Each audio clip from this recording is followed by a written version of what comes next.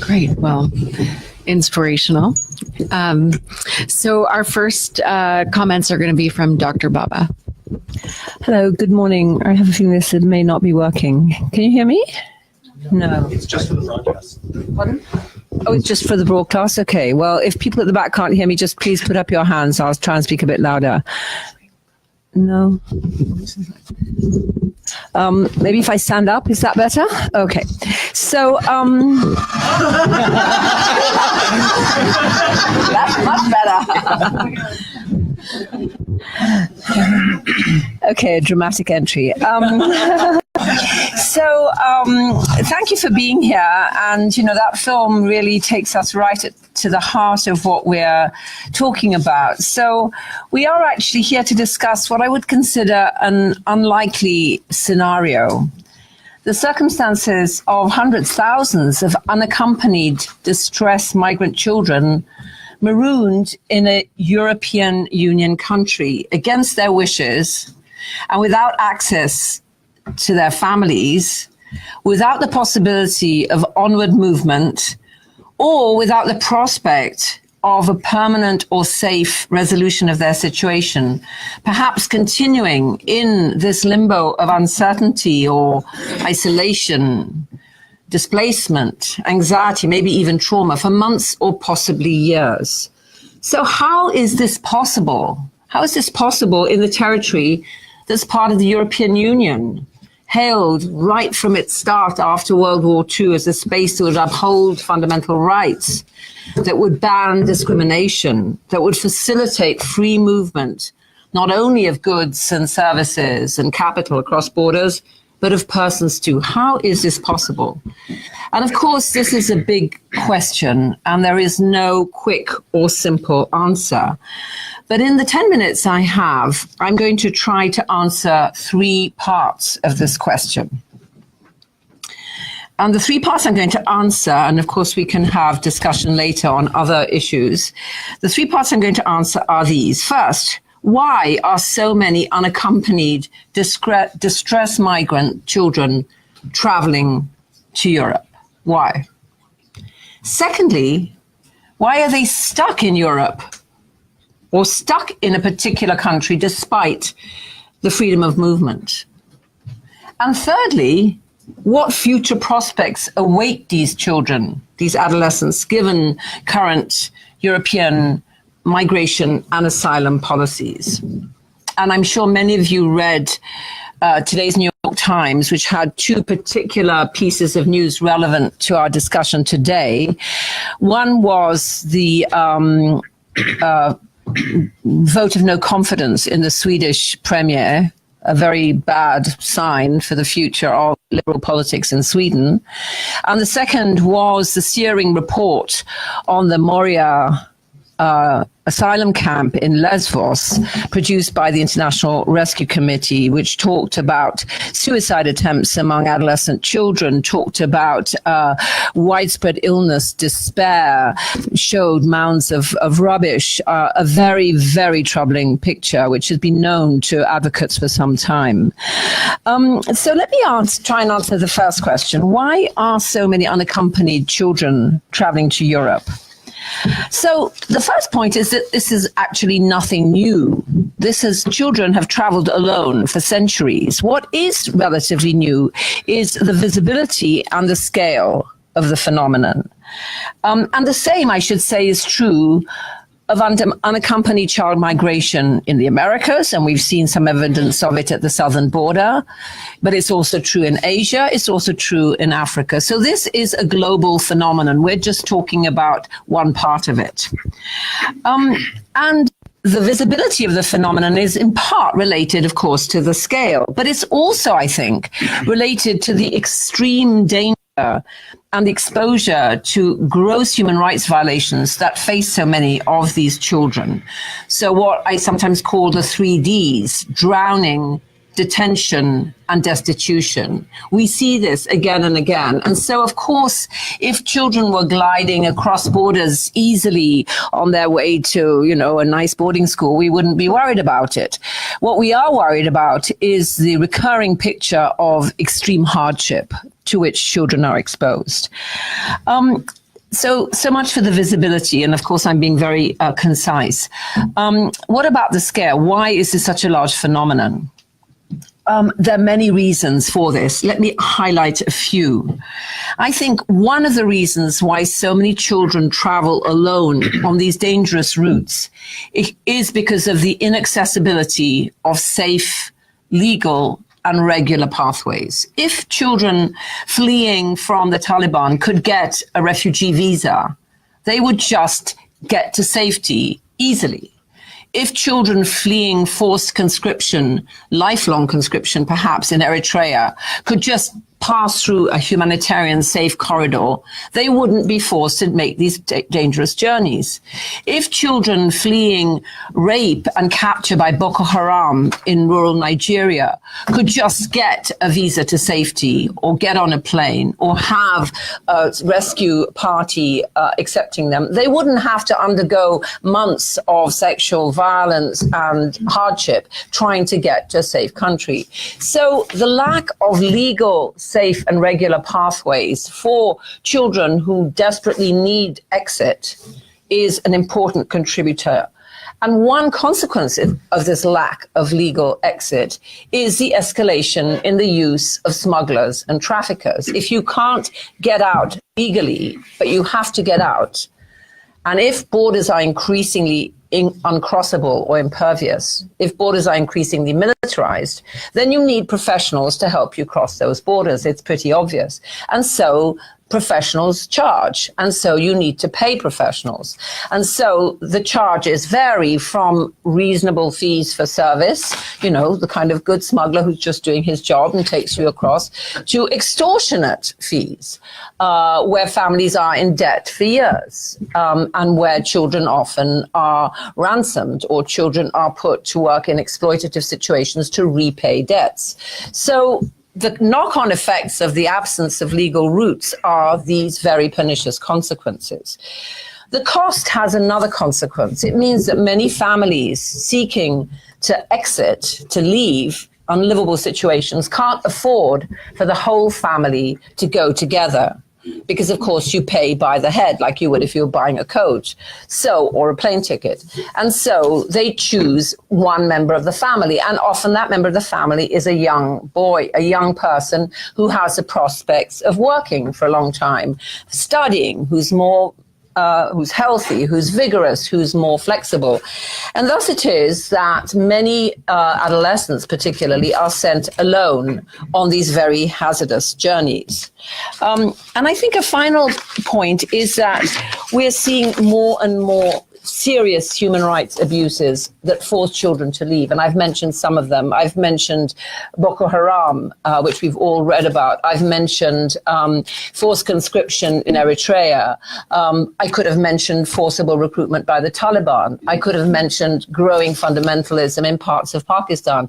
To say nothing, of course, of Syria, to say nothing of Iraq. So these are drivers which force people to flee in circumstances that anybody, I think, would consider legitimate. I'm not going to say anything more about that now. Secondly, why are these children stuck in Greece?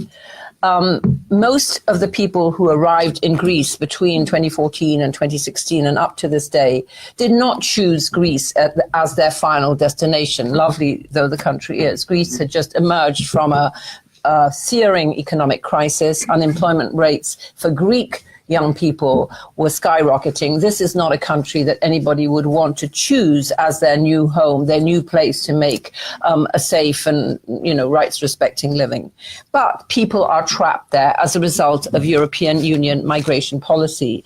And even though from the early period of the EU agreement, from the establishment of the common market, there were moves to have open borders, to have a fortress Europe at the perimeter, and then free movement within, there's always been discrimination between EU citizens and non-EU citizens. Not to say that all non-EU citizens can't move freely, but they're gradations. And suffice it to say that if you are an asylum seeker, normally you have to have your case decided before you can leave. But what happened until 2015 was that people did manage to cross over through borders, because after all, those borders were open. What we saw as a reaction to the 1 million+ people going quickly from Greece or southern Italy into Northern Europe, in particular to Germany, and in slightly lower numbers to Sweden, what we saw was which was the erection of wire fences where there had previously been open borders. So people can't those borders anymore. So these children who have arrived in Greece, because it's the nearest point of access to Europe from where they were fleeing, are stuck. And they are likely to be stuck for some time. Many are stuck on the islands, and some whose cases have progressed enough are transferred to Athens or to the mainland. But their circumstances are generally harsh. Typically, Europe does not detain children, but in practice, quite sizable numbers of 15, 16 to 18-year-olds are detained because there's dispute about their age. And so, in fact, we find that there are many teenagers who are detained in very harsh circumstances. Children, I think, and we'll hear more about this, are disproportionately affected often by this limbo of uncertainty. Children depend, of course, on family support. They depend on regularity. They depend on structure. We all know this. For children to be alone without regular contact with families in situations where they don't speak the language, they don't know anybody, they have no idea what ahead of them, is a terrifying prospect. So it's no wonder that attempted suicide, severe trauma and anxiety are on the rise. A couple of final comments about the last point. What awaits these children? What are their future prospects? Well, today we're going to hear about a shining exception to the rule, a wonderful project which really gives hope and gives thorough support and mentorship to the children that come within its care. But sadly, this is the exception to the rule. The rule is that many children are left to fend for themselves. Many have no access to good legal representation, so their chances of getting asylum are reduced. Very many have no access to guardianship or to any form of mentorship, so there's nobody acting in loco parentis, looking after them. And very many of them find themselves in exploitative and harsh situations, either because they're still in the clutches of smugglers who are extracting debts, or because they don't know how to fend for themselves and they're trying to make the best of a very difficult situation. Some children, the lucky ones who do get asylum, will have the possibility then of getting a legal status, and with that will come eventually the prospect of permanent residence and maybe even of citizenship and maybe even of family reunification down the line. So there is a small minority who hopefully will flourish. But there is a very large subset of this population who have months and years ahead of them of anguish and difficulty. And it really is too bad that this zone of supposed civility and fundamental human rights is doing such a poor job of helping some of the most needy young people on the planet. Thank you.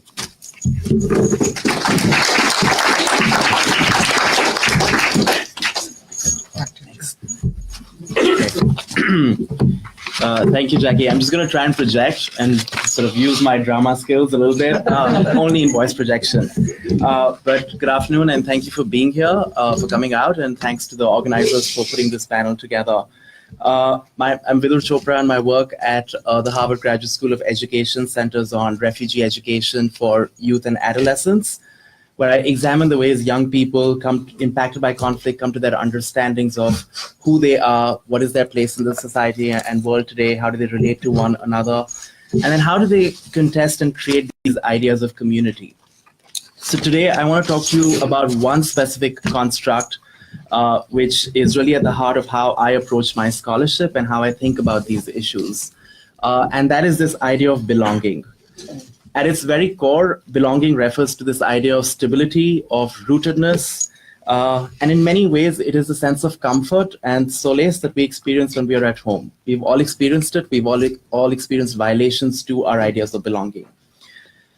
A second facet to the concept of belonging is membership, of sort of being part of a collective, the belief that one is part of this larger collective. And a final and third sort of component of it is this idea of boundary marking. So belonging is not passive. It's very much an active undertaking where individuals claim their space and membership within a collective while simultaneously marking and securing the boundaries of that belonging. This boundary making guides our interactions, our internalized beliefs about individuals, about who belongs, who doesn't, groups and societies. And they're really an internal framework in many ways that we sort of use, that we fall back on as we distinguish us and them. So you might sort of be thinking now, how does belonging and refugee education connect, right? It's this very abstract concept of belonging. How does it connect to this idea of refugee education? And today I want to talk about it in three ways in the context of Greece and refugee education broadly. So first is this idea of refugee youth and children belonging in school. The second is the idea of refugee children and youth belonging at school. And then the third is this idea of refugee children and youth belonging through school. So three different prepositions: in school, at school, through school. And let's step through each of these ideas. So first is this powerful idea of belonging in school. So up until 2012, education for refugee children was designed with the sole purpose that refugee children would eventually return to their countries of origin. The idea was that there was a future back in their countries of origin. And with this driving goal in mind, the design and delivery of refugee education was created such that most refugees lived in refugee camps, they attended refugee-only schools, and they learned the curriculum and languages of their home countries. So drawing on human rights frameworks, the UN Refugee Agency, or UNHCR as we know it, has continued to advocate hard that refugee students belong at school.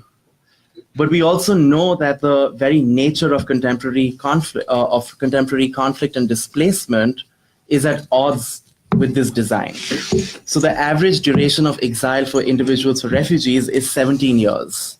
Think about that, or what that means for a refugee child. In many ways, it's the entire cycle of education, or at least like the school education piece, that needs to be pursued when in exile.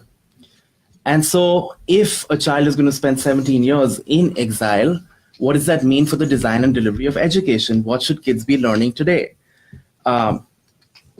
So UNHCR has subsequently pivoted to this idea of integration or inclusion, the fact that refugee children must be included within host countries' national systems of education. This pivot is extremely powerful, for it assures children and families that they have a place in school, that the possibilities to belong in school are very real, even if they may have not had previous schooling experiences, or they may have been long gaps in their education. And as a global education community, we've really pushed hard for this idea that every child has a place in school, regardless of where they come from, who they are, they deserve to be in school. So in the case of Greece, as of August 31st this year, there were 24,800 refugee and migrant children, of which about 3,000 are unaccompanied minors. Now, Greek law mandates compulsory formal education for all kids between 5 to 15 years, including asylum seekers, and that the fact that they can enroll in school even if they lack the necessary paperwork. So as we think about Greece, there have been sort of two pathways to enable this. So one is this morning integration program that draws on this broad idea of global integration of refugees within national systems of education. And it's used as a way to to integrate refugee kids and asylum seekers with their Greek peers. So they attend the same schooling system, they attend the same morning shift, learn the same subjects. And obviously the assumption there is that many of these refugee kids know some Greek to sort of get by. The reality of it is obviously otherwise. And that is to think of it in terms of the mainland. As we think of the islands, the situation is even more strained, which is where several unaccompanied children are. So in several instances, these programs, though they were cleared by 2016, they hadn't even started by the spring of 2018. So as Jackie was talking about this idea of just waiting in limbo, of waiting and hoping for an education, what does that really mean? Along with this, one of the things that, as we think of the political economy of education, and Melanie, maybe this is something that we can turn back to, of what are the barriers that are constructed by other different sort of divisions and ministries and departments that have direct bearings on education. So one of the requirements for kids to be enrolled at school is that kids need to have vaccinations, that they need to have a health certificate. The Ministry of Health refused to provide some of these vaccinations in time, which meant that a lot of these kids could not even enroll or get into school. So that's the morning program. There's an afternoon or a reception program for children who do not read or write, or who know no Greek at all, or who've been out of school for long periods. The Ministry of Education had planned to extend this program to the islands, but in fact, the Ministry of Migration Policy blocked this proposal in 2017. As of this year, there are hopes that these programs are going to open up. There have been a few clusters of these, but these are far and few. And so as we think of these two pathways and what is on paper or in policy and how that plays out in practice, we see that this very idea of belonging in school is impugned, especially as we think about the unaccompanied children, some of whom we saw in that video, who have to navigate this bureaucratic maze themselves to rely on other adults. So one of the options then in that case is to think about non-formal education, which is where this idea of belonging at school comes into play. So belonging at school asks if schools are places of learning that are safe, that are inclusive, that are places where individuals feel that they have the right to belong and that they have a stake in the membership of that learning community. Specifically, it's an analytic lens for us to think about what are the actual teaching and learning processes at play within schools and learning sites that refugees attend. The fact that the majority of unaccompanied children in Greece are coming from Pakistan, Iran, that just points to one form of diversity in terms of linguistic diversity within formal and non-formal schools. So think of the number of languages in a classroom that a teacher has to try and understand or communicate with. So Urdu, Farsi, Arabic, Dari, Pashto. And these are just a handful of the languages. There are several more. But most of the time, the orientation towards multilingualism is that it's a problem, it's a barrier, and not that this is a resource. We don't do it very well here in the States as well. And as we think about countries that are hosting large numbers of refugees, that's a real struggle. Beyond the official curricula where students learn Greek, English, math, and science within public schools, we also need to think about the hidden curriculum at play. So there's an official curriculum, but there's also a hidden curriculum, which refers to the tacit norms and mores that are established and internalized within classrooms and schools, not only by teachers, but also by peers. So knowingly or unknowingly, there is a hidden curriculum at play. We don't know what that hidden curriculum is. But based on a survey of nearly 17,000 students in 6 EU countries recently, Greece is 4th in its incidence of bullying. And as for the Ministry of Education, 10% of all students have experienced some form of physical or verbal abuse at school. So that has already existed in the Greek system of education as we think about it. Let's layer onto this the presence of unaccompanied children, trying to make sense of this xenophobia, discrimination that they experience on a continual basis. So how do we expect children and schools to then build community? And what are the understandings that they come to about belonging at school, of being a part of a learning community, and in Greece more broadly? So how do we expect deep learning to take place without children feeling that they don't belong at school or that their seats are just numbers to be counted? But how do we help them to feel that their presence is truly warranted? Now, of course, this is no easy question. It's one of those sticky issues, those wicked problems that we deal with in education on a continual basis as we think about school culture and school climate, and what does that mean for refugee kids. And there's very little known about refugee children's experiences within schools in Greece, and it remains an important line of empirical inquiry. So what are the ways you want to think about more inclusive and expanded imaginaries of who belongs at school? What does it mean to be a full member within this learning community, regardless of nationality and legal status? And sure, there's the hidden curriculum and there's an official curriculum. But beyond that, kids also need the sociocultural scripts to be able to navigate life outside of what they encounter on a regular basis outside the walls of school. And how do we help them make sense of that? So my third sort of and final piece as we think of this idea of belonging is the piece about belonging through schools. The idea that schools can and must be important tools to foster true inclusion. And it's an idea that we fundamentally believe in education. Now, as we think about the future, we know that the future for each of us is uncertain. We don't know what it holds, but we like to believe that even if we don't know our futures, we have some vague sense of it in the horizon. We have some semblance of the many possibilities that lie ahead of us, at least in the short term, and that in some ways we can take measured chances and risks to actualize our very imaginings of the future within some amount of reasonable control. That's possible for us. In the case of young refugees, the future is not just uncertain, but it's acutely and entirely unknowable. At the mercy of governments and nation states, refugee parents and children often don't know where they will actualize the futures that they imagine for themselves. Is the future going to be back in the home country? Is it going to be in the host country for another 17 years? Or is it going to be in a third country altogether? And so this raises a huge question for us in education, which is to think about how does education prepare young people for these unknowable futures?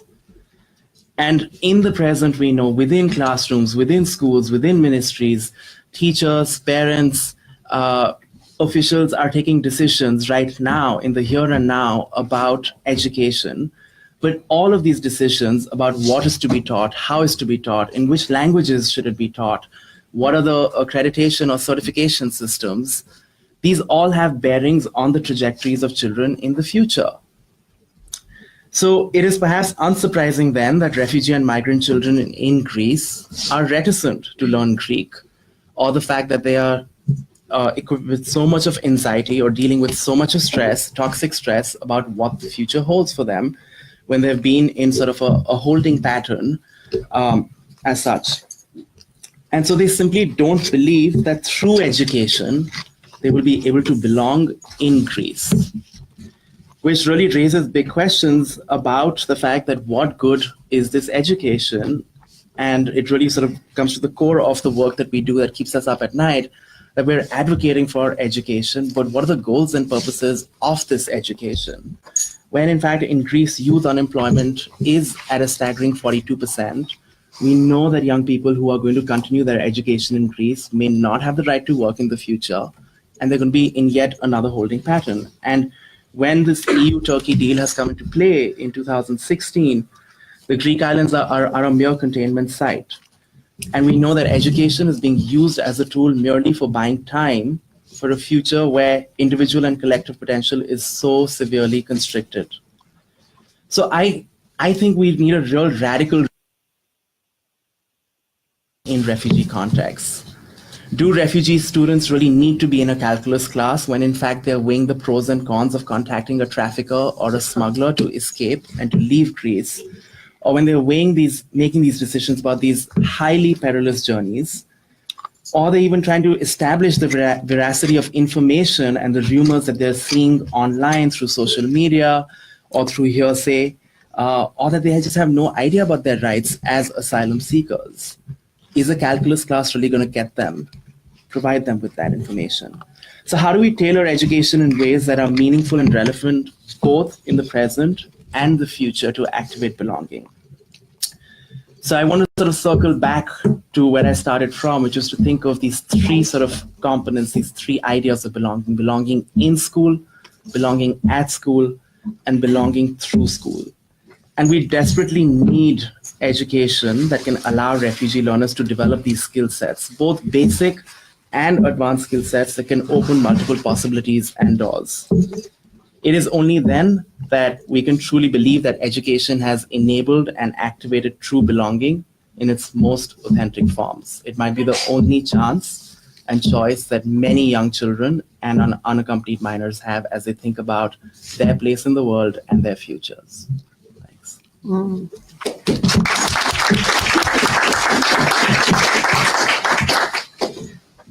So good evening, everyone. It's a great honor and pleasure to be here. Thank you for all your very important informational contributions. Just turn that on. Sorry. Thank you. Sorry about that. So the Home Project. We are a relatively newly born initiative with a mission to provide support, protection, education, and social integration services to unaccompanied minors, refugee children that travel and arrive all alone in Greece, in Europe. We started this intervention 20 months ago, after the EU-Turkey agreement in March 2016. And the reason for that was that there's increasing emergency in terms of child protection for unaccompanied minors. Just to briefly give you an idea of the current situation, since the beginning of 2016, around 16,000 unaccompanied minors have entered in Greece.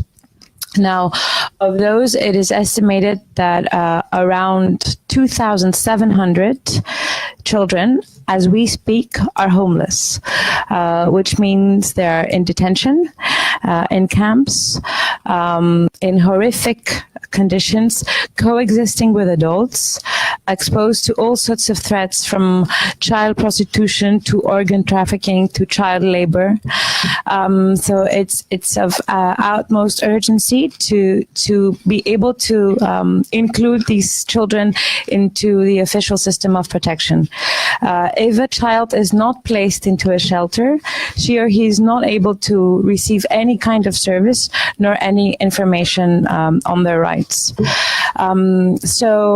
In our first 20 months of operation, we've managed to support more than 300 children.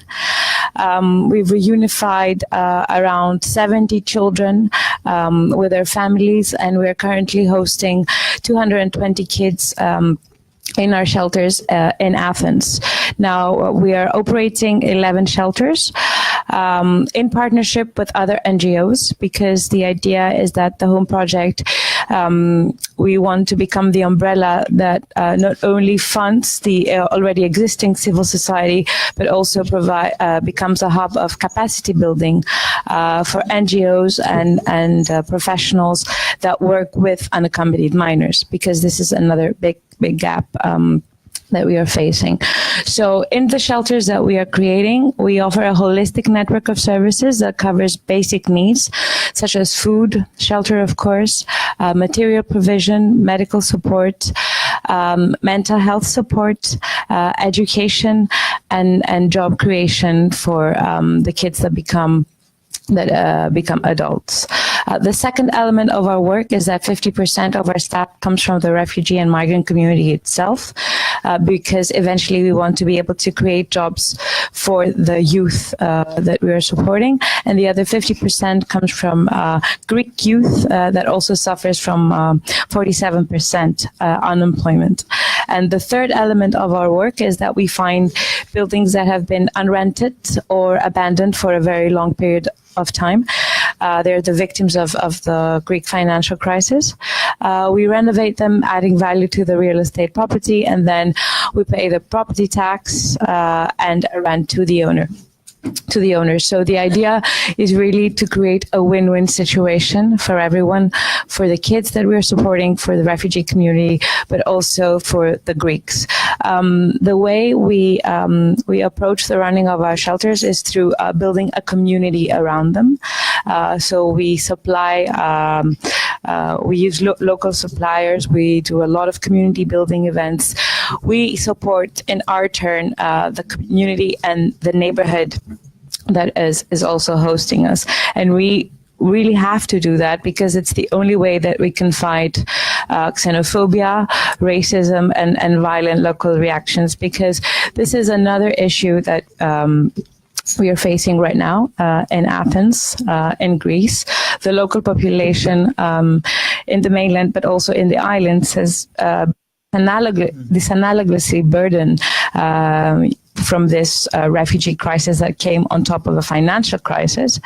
Right now, the situation on the islands is horrible. I mean, Dr. Baba referred to the Moria camp. Right now, there are 10,000 people in a military camp with a sewage system that can only support 700. There are 3,500 children that are suffering from really horrible threats. Kids are committing suicide. Kids are being raped. There are more than 300 unaccompanied minors currently in Moria. Of those, 50 are under the age of 14 years old. And the problem is that there aren't enough shelters to accommodate these children that arrive alone in Greece. Now, in 20 months, we managed to support 220 children. And that means that this is not an unsolvable number. So there is a big paradox right now with the amount of available EU funding to have this to face this situation. Now, the Home Project is solely funded by the private sector. Our founding sponsor is the Libra Group. Our main funder is the IKEA Foundation, and another one of our main donors that is here today is the Shapiro Foundation. We are very grateful to our supporters because they're the ones that enabled us in 20 months to move very fast from inception to setup and from setup to operations. At the moment, our priorities are mental health. The situation in which the kids arrive to us is increasingly getting worse. Kids suffer from depression, anxiety. We've had suicide attempts in the first 1 or 2 days after the islands, because really we have to face the aftermath and the consequences, not only of the deterioration of the situation in the countries of origin, but also a prolonged stay in dehumanizing conditions in Turkey and in the Greek islands. So mental health support is of utmost need, not only for the children that we are supporting, but also for our staff. Because our staff has to be supported to be able to support and make this operation sustainable, not only from a financial point of view, but from a substance point of view. Now, education, coming to your point, is another area that we are currently focusing on. Since the beginning of our operation, we're implementing this program called Youth to Youth in collaboration with Greek private schools, the American Community School, and now the Hellenic American Educational Foundation, Athens College, whereby the kids that we're supporting are going to the school campuses. They buddy up with students from the school, and then they do English, Greek, art, math, music, and sports. And now, with the support of the Shapiro Foundation, we are moving a step further, and we are starting a program of 18 full-time scholarships, middle school scholarships at the American Community School, where there's a specific curriculum drafted for the kids that are there in terms of language integration, science, social science, and then integration with the rest of the kids. All of the rest of the population that we are accommodating is attending public intercultural schools, which have a lot of the problems that you mentioned, Vidur. I mean, there's a lack of integration classes. The kids have to be taught, besides calculus, ancient Greek, and subjects that really the kids not only that they cannot relate, but they don't have the language capacity to follow. There aren't enough spaces in the whole of the country to accommodate all the refugee population. So there are many issues and challenges that are faced right now in terms of education. Now, we've witnessed how education and mental health, of course, can really transform the whole of the community. I mean, in the shelters that we're operating, since the kids started going to the private school programs, the motivation changed 100%. So it's what you were saying is, how do we implement the educational process? Is that and do we encourage that sense of belonging? We are trying to encourage exactly that sense of belonging to a community, not only to the shelter community, but also to the neighborhood community, and then to a bigger national community, and hopefully to an international community.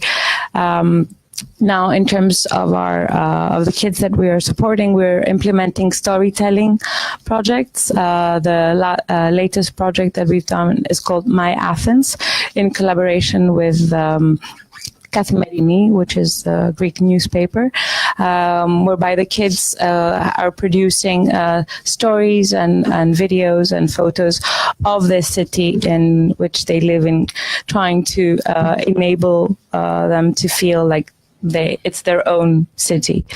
Now, I feel panels like this one today are very important for our humanitarian initiatives, because it's very important to build a channel of communication, of exchange of information and best practices between academic institutions and humanitarian initiatives. And if those channels, if in these channels we add the private sector, then really we can, there are many very interesting projects that can come out of these partnerships. So thank you very much for giving a voice to these children. It's very important for these issues to be heard and to be discussed in places like Harvard. So thank you.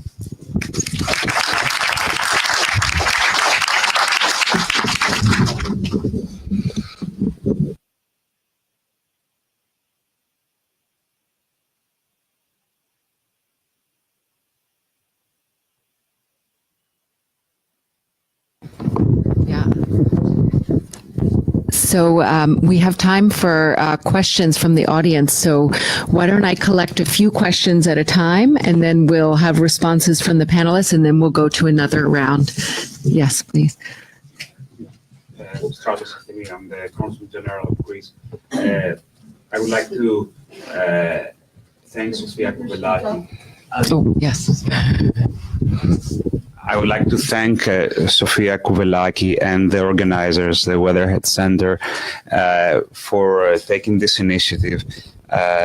Obviously, the Home Project, which is a shining example, fills a gap that no state alone can't cover. We are talking about an unprecedented crisis, and obviously we need unprecedented responses, and this is an unprecedented response. It's not a national problem, it's not a regional problem, it's not a European problem, it's a global problem. And actually it touches also on the issue of what kind of Europe we want to have, and what values we want for this Europe. So we support that, there has to be burden sharing. Modern Greece itself is the product of a severe humanitarian and refugee crisis. I'm the grandson of refugees from Asia Minor. And I would like to ask Sofia, what are the funding challenges for the future, and what can we do here to help? And the Consulate General of Greece, at least here, we have, I think, some channels, network. We can do things to help, and thank you very much. Thank you. So let's take 2 more questions in this round, the second row, and then, yeah. Oh, okay. I'm just going in the order in which I've seen people. But Thank you. I am Isabella Trombetta. I'm a PhD student from southern Italy. And in the past years, I've worked on a rescue boat, the rescue boat Aquarius in the Mediterranean, and in the Italian integration system. So I very well understand the struggles that Greece is facing, because they're common to those in Italy. And I was very touched by your intervention, but in particular with something that you said, that it's a paradox. So the Italian integration system, up until last week, I suppose, has worked exactly the way the Home Project is facing this crisis, if that's what we want to call it. So having a complete integration of minors and adults within the system through education, health, language, and trying to help them find a job. And in the past week, the Italian government, after years of having implemented this very successful program and a win-win situation, both for the refugees and the Italian youth, as myself, who had been employed, has decided to shut it down. So my question is there, so we were mentioning your book, Can We Solve the Refugee Crisis? Well, my question is there a willingness to solve this? And what does solving really entail? And I'm glad that there's a representative of of Greek as well.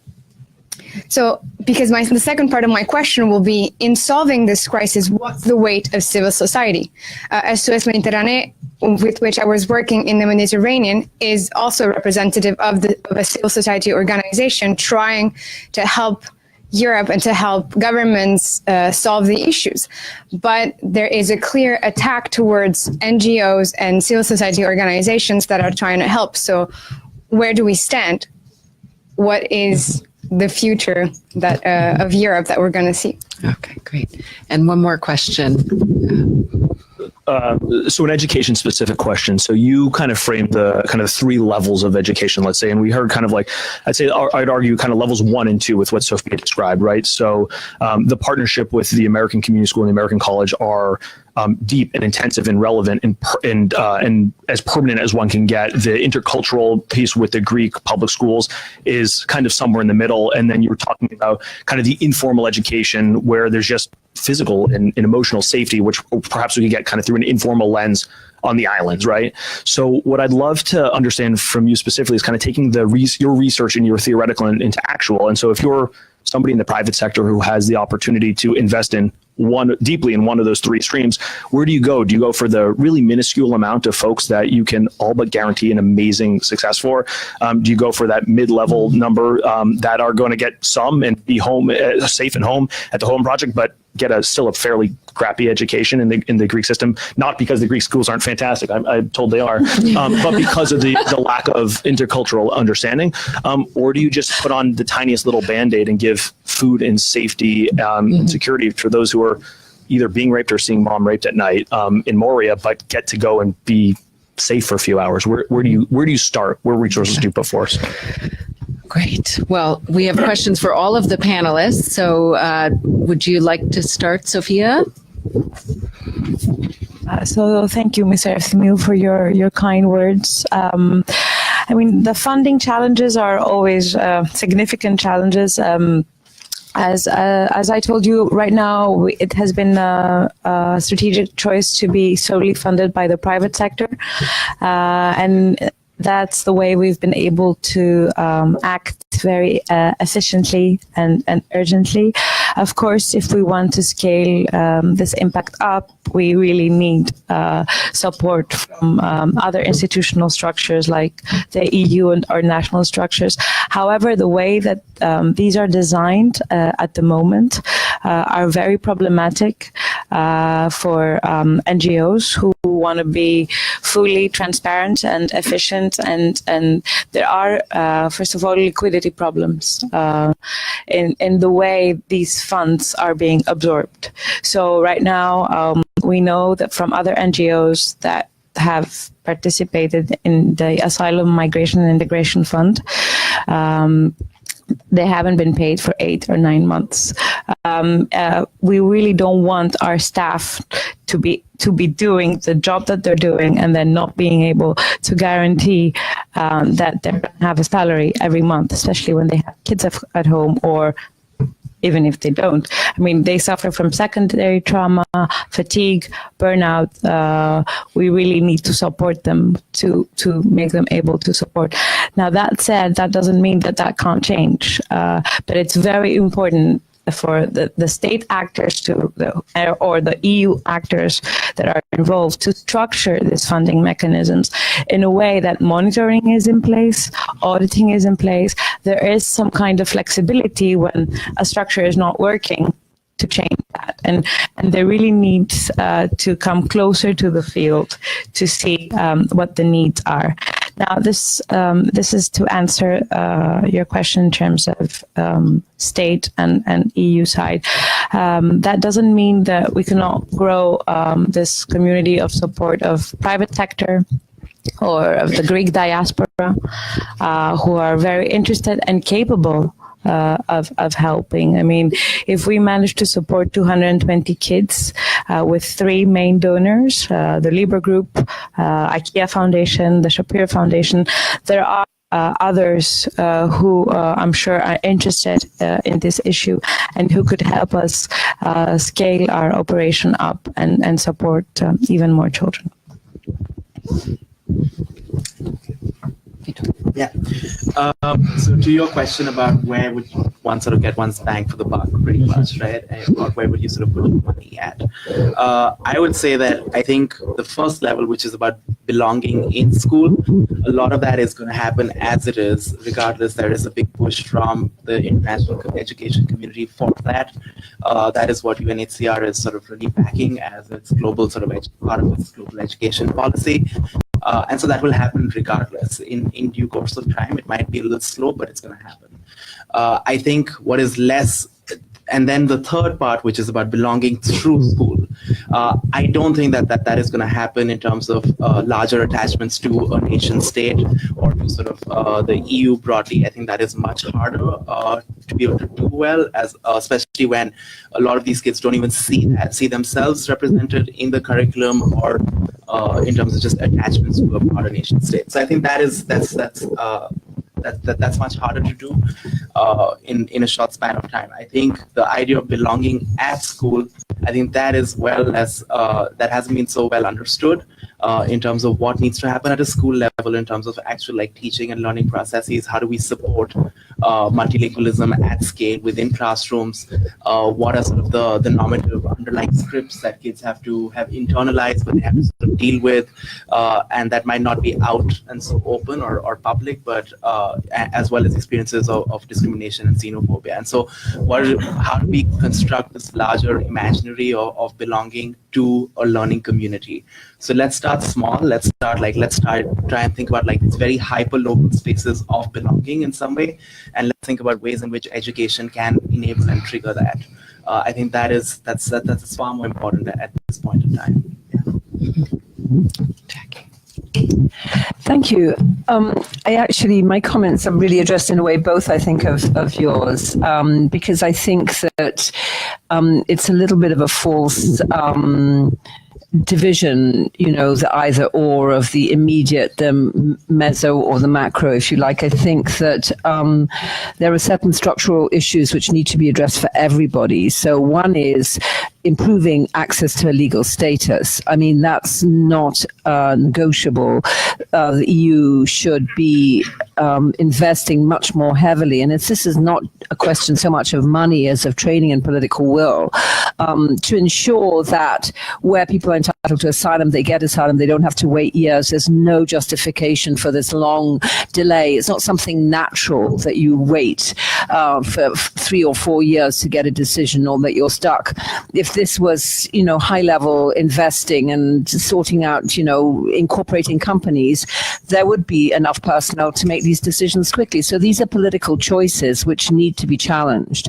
So I think this applies to everybody. I think that you can have wonderfully supportive spaces such as the one Sofia described, but if children don't know where their future is, if their families don't know whether they're going to get a legal status or not, you're just exacerbating problems that should be resolved. If children are not going to get a legal status, if children have no prospect of staying, then you have to think about resettlement or reintegration or alternatives. So I do think that we have to look at some of the more structural issues broadly, not before or after, but as we think about the more sort of hosting and psychosocial interventions.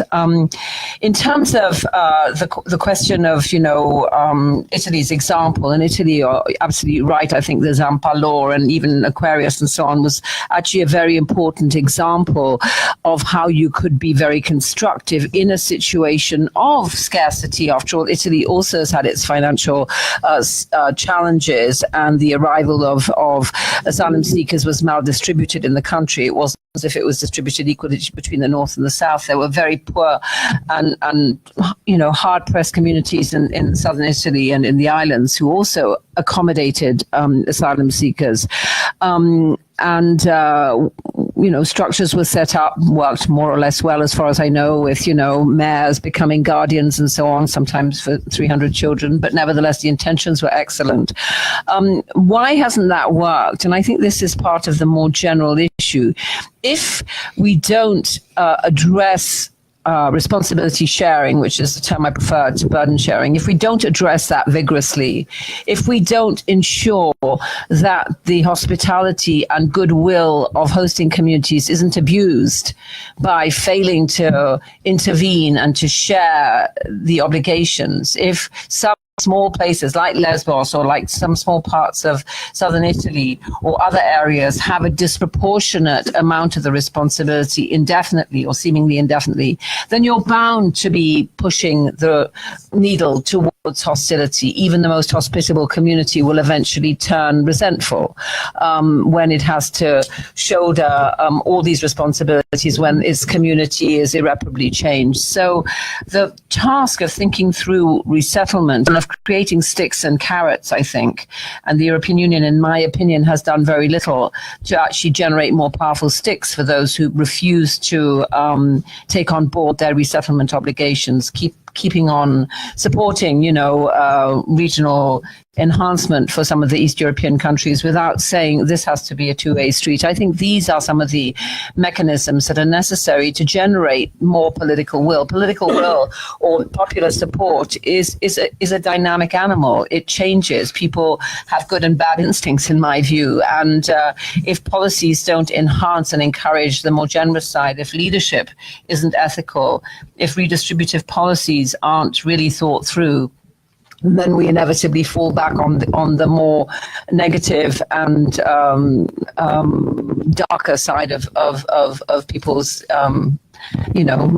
human endowment, and that I think is what we're seeing in Europe at the moment. So I do think these problems are solvable. They're not easy, and they really depend on multiple factors. And so we have to get, as somebody was saying, we have to get multiple ministries and we have to get multiple inputs. Education is critical, health is critical, but so is kind of redistribution within and beyond Europe in order to solve these. To say nothing, of course, of peace building and conflict resolution in the areas which generate these push factors, if you like, in the first place. Other questions? Yes, Nora. Yeah. And then Jennifer. If you can introduce yourself, that would be great. Hi, Noura Lori, assistant professor at BU. Thank you very much for the panel. I really appreciated this focus on legal status and the point that it's about political will, because I don't think we can have a crisis without first having this notion that states are there to monopolize authority over legitimate movement. So in many ways, this idea of being illegal is a man-made crisis that we've created, which is also positive because it means that we could change it.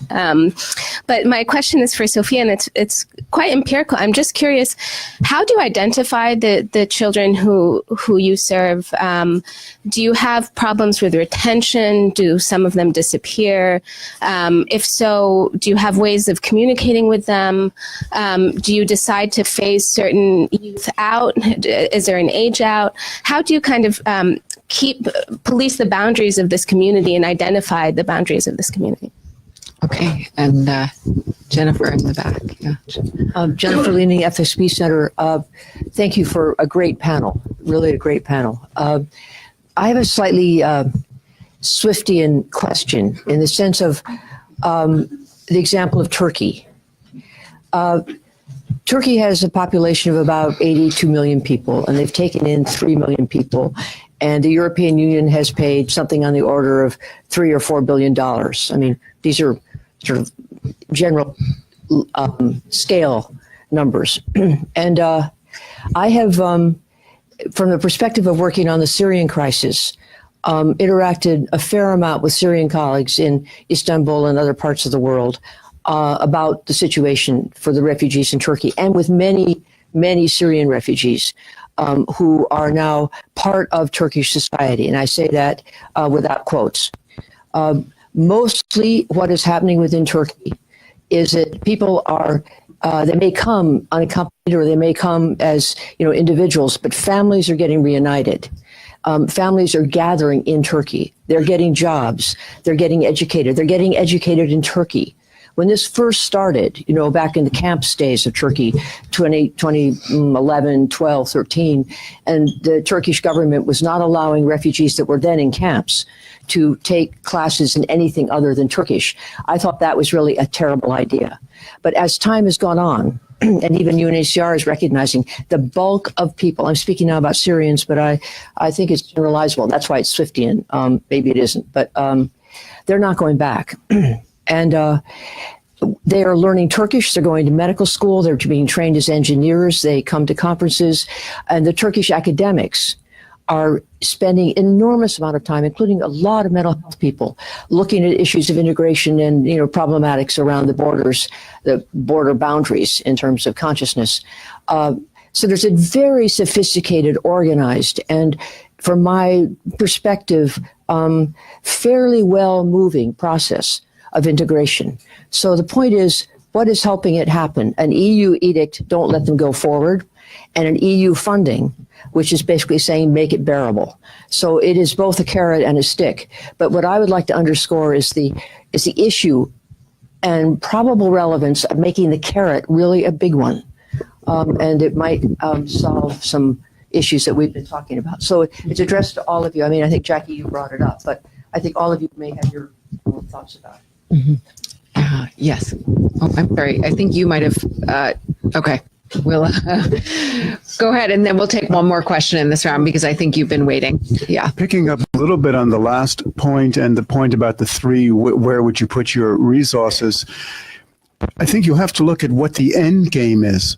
Is it that do these refugees, and I'm thinking now also of the refugees that stayed within the Middle East, in the neighboring countries, do they have a chance, do they have a desire to return?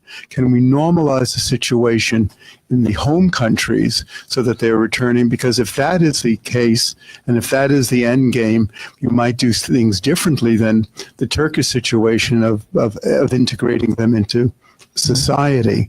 And then there's also the problem, as an economist, I see it, you make things too good and you become a magnet, and maybe you aggravate your own problem. And how it's a terrible thing, because are you being heartless, mm-hmm. or are you being realistic? And mm-hmm. I just wonder how you deal with those type of questions. Okay, great. And one last question in this round. Apologies for missing that previously. Susan Lloyd McGarry from Harvard FXB. Two questions. One maybe for Jackie. You talked about responsibility sharing, and I wonder, in terms of the UN Global Compact on Refugees, what you think, whether that will help with responsibility sharing and whether there's a political will to do it. And then this is just a little question for Sofia. When I think your kind of private school combination, I think about like what the differences in the lives between the two sets of children are and what the effect of that is for the refugee children. Great. So let's take some responses to these questions, and then I think we'll have time for one more round. Okay. I think there was some over here. So I'll start with your question on how we identify the kids that we support. Fortunately or unfortunately, we haven't decided yet. We're not the ones that choose which kids are going to come with us. The kids that are referred to us are referred from an official process and from the National Center for Social Solidarity, which is a public institution that is responsible for the mapping and the referral of all unaccompanied minors to the available shelters. Now, this is a public sector institution, and just to give you an idea, they only have 4 professionals working and managing all the asylum applicants in the whole country. So as you can understand, there is a limit to what can be done. Now, in reality, as I said before, the 2,700 kids that are homeless, it's very hard to really know and say where they are. So very often we've had referrals, especially from Moria, and especially the vulnerable cases that never arrived to us. And that's because when a kid is out of a shelter, she or he is basically out of the protection system. So it's really urgent and important to really create available shelter spaces so that no child is alone or homeless in Greece.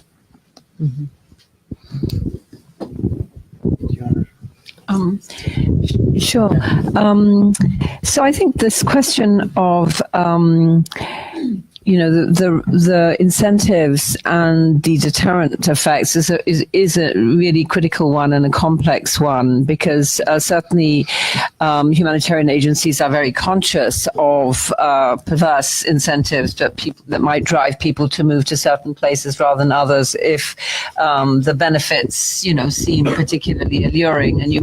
And people have often criticized child rights lawyers for pressing so hard to get preferential treatment for children on the basis that encourages families to send children alone, which is really the last thing you want to do. So, I mean, these are, of course, complex calculations. I think that the overall picture is that there are bound to be complex, multiple factors, local and more regional and even global, that are going to impinge on particular places. So I think the Turkey example that Jennifer gave is a very interesting one. There's been this, complex set of negotiations, partly a kind of, maybe a self-serving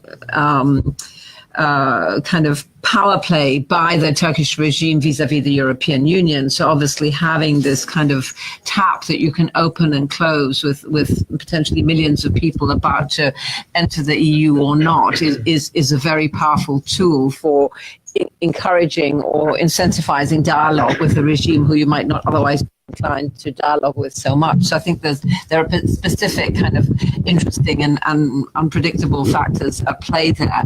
I think in terms of the more nitty-gritty question of how refugees are doing within Turkey, I think it's true that certainly, as you say, there has been a shift from kind of bilingual education and different types of schooling options to now bridges, and actually a lot of the Syrian children now learning Turkish and going into mainstream schools, like you were saying. So started off with lots of children out of school, then there were schools in Arabic for the Syrian children, and now I gather there's quite a robust transfer of the Syrian children through through bridge programs into Turkish mainstream schools. So, of course, that's very constructive. That said, I gather from activist colleagues in Turkey, there still are large populations of homeless and unemployed Syrians, and there are parts of Istanbul where you see this. It's very evident. So I think the social strain is still pretty dramatic, and there is room for improvement. But I think it is an interesting example that one of these most illiberal countries now, detaining its academics and detaining its intellectuals and detaining its teachers, is at the same time hosting more refugees than any other country in the world. So it is clearly a paradox. Susan Lloyd, in terms of your question about the Global Compact on Refugees, and for people who don't know, the UN has embarked on this quite epic process for the first time in its history of treating migration management as a global commons issue, which it's never done before, rather like it's treated environmental issues or conflicts. So that's a very important development. And as you rightly note, the Global Compact on Refugees has as one of its main deliverables the increase in responsibility sharing. This has been bedeviled refugee protection since the Bosnian War and before. So I think there are plans. There is some constructive thinking.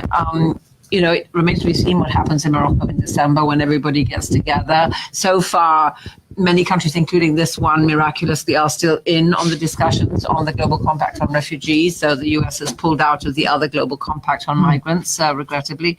So I think there is momentum. I think there is a sense of self-interest at play here, that everybody has some sort of interest in a better job for sharing. It's interesting that despite the dramatic rise in xenophobic rhetoric, not a single country has actually withdrawn from the Refugee Convention. Not a single country, including this one, has said, we don't want to protect refugees. All they say is some of these people aren't really refugees, they're bad guys. That's a different matter. But nobody has so far, not even in Hungary, have they said, we're actually no longer consider ourselves bound to protect refugees. So that gives people on our side of the table some leverage still. There is a desire to be seen to be acting in the humanitarian way to some extent. So there are several good ideas. There are several ways that people have discussed of facilitating a more kind of equitable and a more streamlined process for granting visas and for processing, and having more uniformity to avoid some of the perverse incentives, so that countries operate on a similar basis. But the proof of the pudding won't be in the eating. Vidor, did you want to say anything this round, or No, wait? Okay. Your question. Oh, okay. Yeah. Okay. There you go. Now, regarding on your question on how refugee kids feel in comparison to the students at ACS, but how do we divide also internally the kids that attend the private schools and the ones that don't? So it was one of our main concerns when we first started. The way the whole selection process was done to identify these 18 kids that will be provided with the scholarships was done in a very healing manner with the advice of all our mental health professionals and the participation of all the SES academic community. And it was done in an empowering way. So even the kids that were not chosen will participate in the youth weekend programs. So that program has kind of become the carrot for all the rest of the kids to attend public intercultural schools, to attend the youth weekend programs that we can offer to all the kids that we are accommodating. And it was actually what I was discussing with Bidur. It has acted as a huge motivation factor. The situation in our shelters has completely changed. I mean, the hardest time of the day used to be the morning, where we had to wake up the kids and really motivate them to attend public intercultural schools where they would not understand the language. They had to do ancient Greek. I mean, there were no integration classes. Right now, they are motivated to wake up because they see that there is hope. And this is where the type and the way education is implemented can make all the difference. So it has acted in a very beneficial manner for all the kids that we are supporting. And to add to that, the feedback that we have been getting from private schools is that this program is actually more beneficial about their students than about our kids, because this is really a bottom-up, youth-to-youth form of social integration. And it comes much easier, I would say, for younger kids, because empathy is still happening. Somehow when we become adults, we lose that, and kids really have it very naturally. Okay, so I see at least 4 questions. I'll take them in the order I saw them. So Reva, Lama, the gentleman in the back, and 2 more here. So the woman in the back, and then we'll have to stop. So if you could state your questions rather briefly, that would be great. Hi, Reva. I'm a PhD student in the government department. And I just had a question on, a phrase really stuck with me, the point of calculus for someone who's never going back home. And that it's a very provocative thing to say, because, and this is I guess the short version of this is, what are the limits of refugee-specific educational approaches, and what are the limits of treating refugees as if, they're exceptional and they're never going to go back and they don't have a future, or the future that they envisioned, because, what do we risk by limiting their ability to access the opportunities that, anyone of their generation, to become an engineer, to become a doctor, etc. What are the pitfalls of that approach? And, and not that I'm saying that these approaches necessarily are doing that, but how do we do both? How do we have an integrative approach, like something like where you have kids attending formal school, but then still receive psychosocial support in an integrated manner without undercutting their long-term objectives? Great. Okay. I don't remember. Lama. Oh, and please introduce yourself if you can.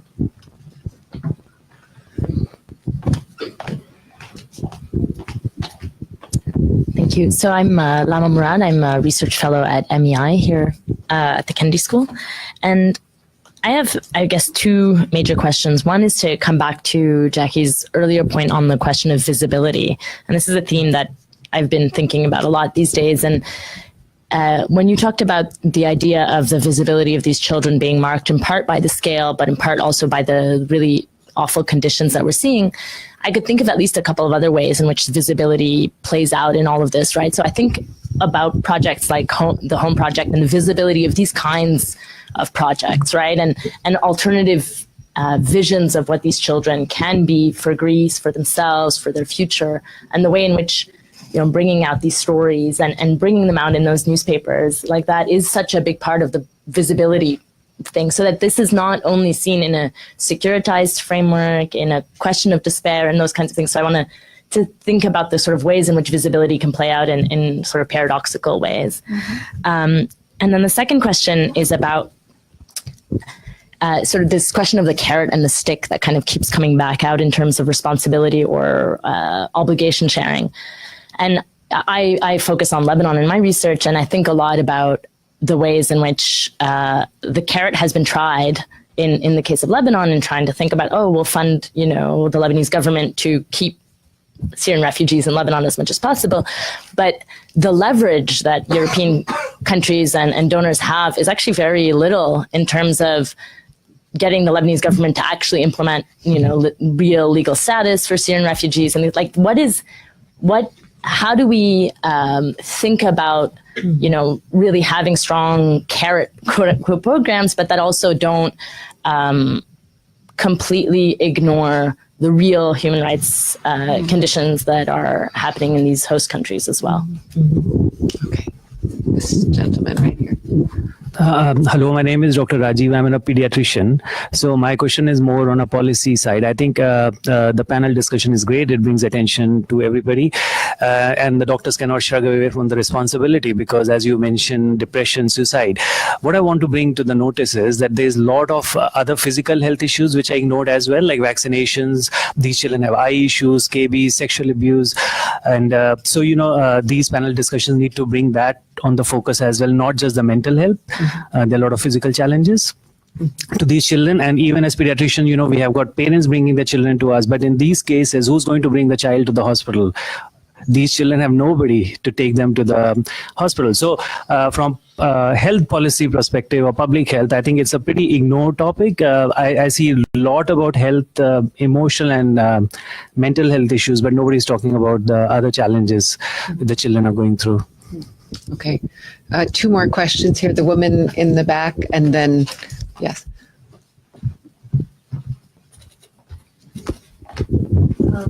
Yeah, it's been very interesting to get exposure to everyone working on these issues. I studied Turkey, one, as in a liberal democracy, but also working on this refugee migration issue. So that paradox that you outlined really well, I feel on a daily basis.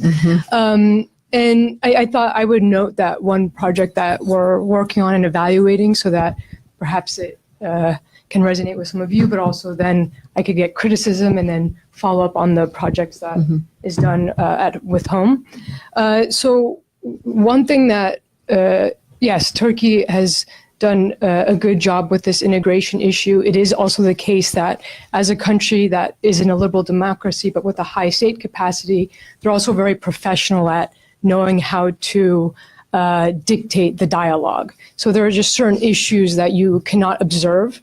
There are people that monopolize the entire data collection process, and a lot of specific NGOs are shut down. That said, that good work can be done, and one of my co-authors, Shuda Alan, who herself is from the border of Syria and Turkey, she had built a reputation within the education system in Turkey and basically went one by one to local ministries of education to incentivize them to take up integration projects that I thought was a really positive way to do it. And so, for example, going to this resource constraint, teachers were really fed up with having to deal with this integration issue. As you mentioned, so it was very abrupt, this transfer of Syrian students into the schools.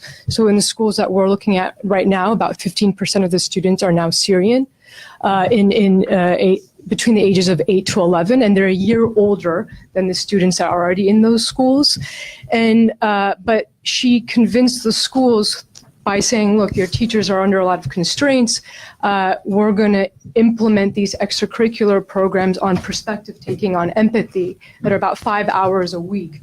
And we got them to do it through an evaluation. So we're randomly selecting 50 schools to do it, 50 schools to not do it. We just surveyed around 8,000 students, and we're going to do a follow-up to see if there's backlash, if it works, whether there's any spillover on the Kurdish minority groups, because there's now a total of 4 languages being spoken at those schools. So I just thought I'd mention that, and maybe I can follow up, and I would love to learn about the programs you're doing, because now we're going to work with some. Tell us who we is. Oh, sorry. We. Are you based here or another institution? Where? I'm a postdoc at. I'm forgetting right now. I'm at the Weatherhead Center. Okay. Okay. Oh yeah, that's right. Okay. And I'll be joining the University of Essex, the economics department next year, and that's how I met Shuda Alan, who's at the University of Essex. She's been working directly with the Ministry of Education in Turkey since 2013, working on various programs like GRIT and whatnot.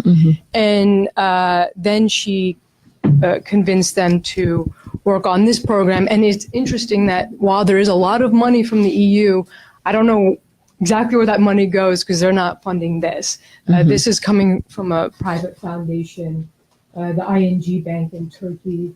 And then the evaluation is coming, actually you guys might be interested in this, the evaluation money is coming from the Innovation for Poverty Action, which has a peace and recovery funding from DFID. So, okay, I didn't do that very well. Okay, and one last question. My name is E. I'm from Harvard Kennedy School. I just have a quick question for Professor Baba.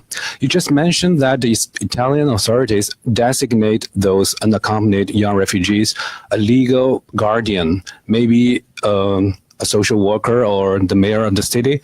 And I want you to provide a little bit more details about this guardianship issue and what are the benefits and shortcomings of this policy. Thank you. Okay, great. Excellent. So I think we have a lot to chew on here. Shall we once again go down the line? Or who would like to start, Sofia? I want to come back to the point about Turkey and what we can. I can talk about unaccompanied minors in Turkey, and from the information that we have, and please, if you have more information, let us know. There aren't any significant projects providing services to unaccompanied minors, and from our experience, the violation of human rights and the condition in which kids that have been in camps in Turkey are coming is horrific. So from our experience, Turkey is not treating these very vulnerable children in any way that they should be treated. Now, if any of you we've tried to map similar initiatives. We've tried to get in touch with civil society and social service actors in Turkey very often to get feedback about kids that we have to support, and it's been a challenge for us. So if any of you has any access to that, we would highly appreciate it. So with regards to your question about the calculus piece, so I think I'll clarify that I don't mean to say that refugee kids should not be studying calculus or should not be studying advanced sort of subjects, or there should be sort of this segregation of what refugee kids get and what national kids get. I think the purpose of the intention behind saying that was this idea that there are certain immediate things that refugee kids need to know and that they need to learn about. Is calculus the most important thing in the here and now as they're weighing some of these larger pros and cons, and they're living in sort of a world of like fake news where there are real risks associated with traffickers and smugglers and not knowing how to sort of establish what is real or what is true or what is not? I think those are larger questions that are more immediate that need to be addressed, that we don't do through an education system broadly. You know, as we think about 21st century skills, we think about digital literacy, we think about how do you sort of verify sources of information. I don't think those are things that are taught, and I think those are really important for young people who are on the move as they're thinking about their immediate next steps of what they need to be doing. I think the other problem is that as an international community, we say, sure, you want to become a doctor, you want to become a lawyer, and those are all great aspirations and dreams. But is this possible in the legal context within which you're embedded? Does your education open doors to do that? And maybe it doesn't. And if it doesn't, then there's this huge we see lots and lots of young people who are absolutely crestfallen, depressed, upset that their education has not taken them to where they were promised or to what they want to be. And in some cases, there needs to be a brokering of information of what is realistic in a particular context, and what are the legal sort of ramifications of the pathways that young people are choosing. I don't think there are any conversations or discussions around that within education of how do we build these navigational capacities among young people to think through these larger systems and structures of inequality that they confront on an ongoing basis, that we expect that they're going to come to their own understandings of that, when in fact there is nobody to help them to guide them through that. The second piece about, I think, education broadly, and somebody spoke about teachers and in Turkey being absolutely fed up. I don't blame the teachers for being fed up. I think we think about education or teachers as this magic sort of pill of sorts that you just take a bunch of kids and put them into a classroom, and then the teachers are going to do everything. Let's not forget. I mean, that's not going to happen. The teachers can't do it as it is within the current capacity that they're working in, and then to layer that up with all these added challenges, it's not going to happen. We're just being unrealistic about it in many ways. And I think that is why we need to think about what are the additional supports in terms of the ecology, the social ecology of care that we provide to young kids. If we think of our own trajectories of how we got here, it wasn't just our teacher. There were 100 other people who were supporting us and cheering on for us and giving us advice in many different ways that we can't even think about right now sitting here. And so I think it's important as we think about this idea of education, it's not just the school. It's not going to happen just at school. And so we need to think of the broader ecology within which schooling and within which education is based. It's appropriate transition. Thank you. Yes. So a couple of points in response to these interesting observations. So absolutely the point that you made about visibility, I quite agree. I mean, I think that there are some shining examples. I think in my book I mentioned that, the standard bearer for the Olympics was actually a refugee representing the first ever Olympic refugee team. So there are stories of, in sports particularly, but elsewhere, of success and of kids who have, despite all the odds, really managed to be resilient. And of course, those are also important, and I think people do a good job of trying to celebrate them where they find them. So it is a balance between the very compelling needs and this kind of, if you like, the positive deviance or the exceptions, or maybe anyway the positive outcomes. The point about physical and mental health is a very important point. Thank you for raising it. I'm not sure if you're aware, there is this new network of pediatricians now working on this issue, and I perhaps can give you my card and we can be in touch separately. But I was just contacted by someone who's put together this whole group of pediatricians to work on these issues. And I think that's such a exciting initiative, because of course we need not just teachers, but pediatricians and dentists and engineers, and I mean all sorts of people who have skill sets that are useful. So a very important point, but you're absolutely, it's very important. And I sometimes feel, when I was actually in some of those camps and also interviewing and meeting with colleagues in Greece and in connection with this dealing with unaccompanied children, that we sometimes spend so much time talking about psychosocial issues. Not that they aren't critical, but we're sometimes ignoring some of the more kind of material issues, which also are critical in terms of skill training and jobs and money and time and so on. So I think in that sense, I mean, this discussion about calculus and its relevance is an enormously important discussion. And of course, it's also been a discussion that's been around for a long time about working class kids. I remember this discussion years ago, people say, oh, well, for kids who go to kind of technical school, you don't really need Shakespeare and this, that, the other, just teach people civics, teach them how not to get arrested or their rights on arrest or whatever. It's a whole set of discussions about who needs what education. One of my observations, and you may be interested to know your thoughts, is that very often when I've met some of the unaccompanied kids in some of the shelters, they're bored and their whole life is locked up in their mobile phone all day, and they are not really engaged in anything that's stimulating. Now, I don't expect teachers out of the blue to be able to stimulate kids who are depressed, who are anxious, who are lonely, who are frightened. But I do think that creating a routine where people are excited to get up, but also that they are actually learning something exciting, does have a tremendously transformative approach. And, that kind of very utilitarian calculus may be restrictive, because of course there are extraordinary things that happen in people's lives where skill sets that they may have acquired, whether it's ancient Greek or whether it's physics or whatever, can deliver. So I would just caution about being, I think I maybe I'm being too optimistic or too Pollyannish, but I do think this opportunity of creating space for people who might never have had it, of having inputs which are really empowering and exciting, is a valuable one. Zampalo, your question.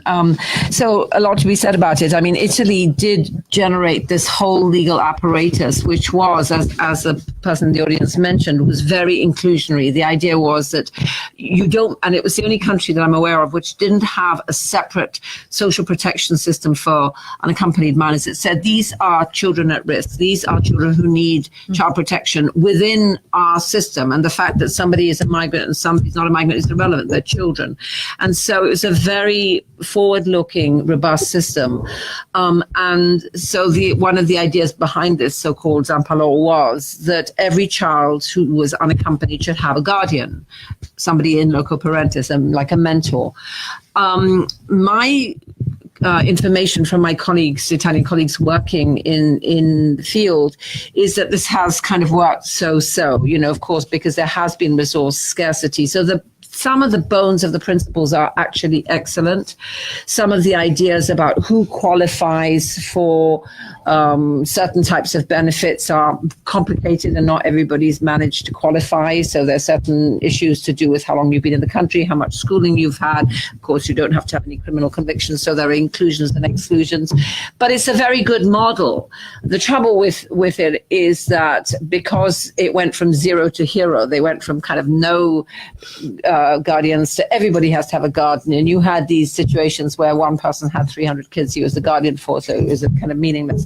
But it is an interesting situation, and I think it is very worrying now. Of course, Italy is one of these tragic examples of things going drastically backwards when they had been so brave. So, yeah, these are all learning lessons that we have to learn from our recent experience. Yeah.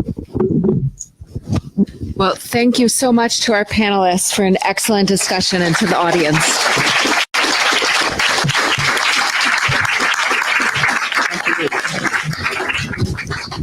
Oh, and I wanted to make a quick announcement, sorry, that we actually, for everybody here has heard so much about the importance of child protection in its various shapes and sizes. And I just wanted, especially for the students who are here, but also any philanthropists who may be here on the off chance, we have a new child protection certificate program here at Harvard for graduate students only, but graduate students in any school. And so students in the law school, students in graduate students who are attached to the Weatherhead Center at the Kennedy School, at the Graduate School of Education can enroll. We have some leaflets at the back, but it's a program which really speaks to this holistic, the need for a holistic interdisciplinary approach to training people to do things like the work that Sofia is talking about. So anybody who's interested or knows somebody who's interested, please, either contact me or one of my colleagues who's here, or take a leaflet. Thank you. Thank you, Melanie. Thank you. Thank you. Oh, that was great.